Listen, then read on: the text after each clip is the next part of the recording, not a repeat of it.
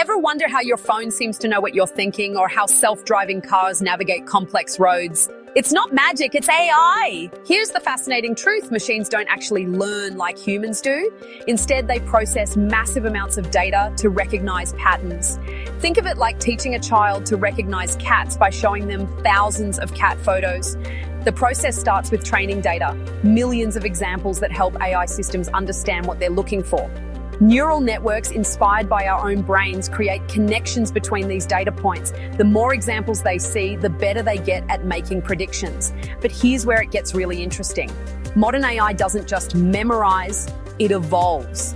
Through techniques like deep learning, these systems can identify patterns we humans might never notice.